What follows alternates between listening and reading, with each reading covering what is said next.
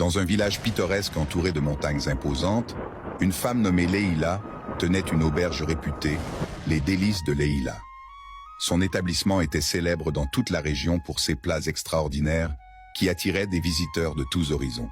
Chaque soir, l'auberge était bondée de clients venus déguster des plats incomparables, d'une saveur du jamais vue. Leïla, reconnue pour son talent culinaire, concoctait des mets avec un soin et une attention qui frôlèrent l'art.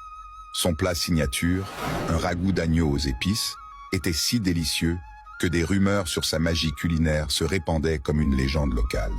Les hommes du village étaient si enchantés qu'ils délaissaient parfois les repas de leur propre foyer pour ceux de Leïla. Mais derrière son comptoir, Leïla gardait un secret profond.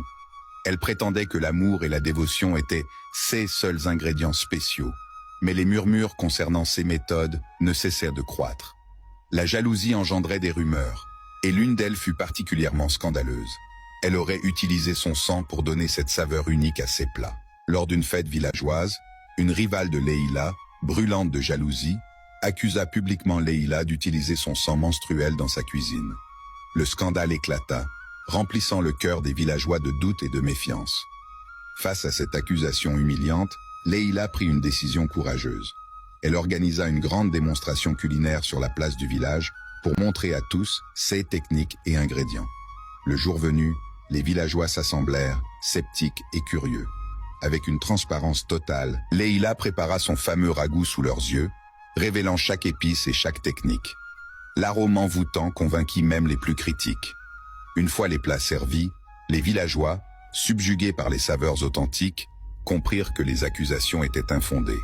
La rivale fut confondue, et Leïla, avec une générosité de cœur, lui offrit même un bol de ragoût, lui pardonnant devant tous pour son erreur. Cependant, malgré cette victoire publique, le chef du village gardait des doutes. Intrigué par la constance parfaite de la cuisine de Leïla, il décida de mener sa propre enquête. Un soir, il la suivit discrètement et la vit se diriger vers un coin reculé du village. Là, sous le clair de lune, il la vit déterrer une vieille marmite en terre cuite, soigneusement enterrée sous un vieux chêne. Le lendemain, confrontée par le chef et d'autres villageois, Leïla avoua que la marmite était le vrai secret de ses plats. Elle expliqua que cette marmite avait appartenu à sa grand-mère, une cuisinière renommée dans son propre droit. Le pot, fabriqué avec une argile spéciale et traité avec des herbes rares, infusait chaque plat d'une saveur unique. La révélation du pot magique divisa le village. Certains y virent une tricherie, d'autres une ingéniosité louable.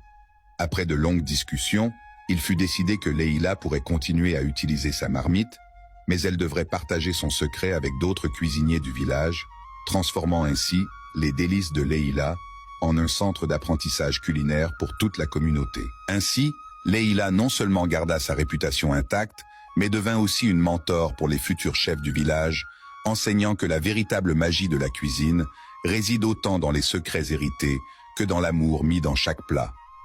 Son auberge resta un pilier de la communauté, symbolisant la tradition, l'innovation et la convivialité.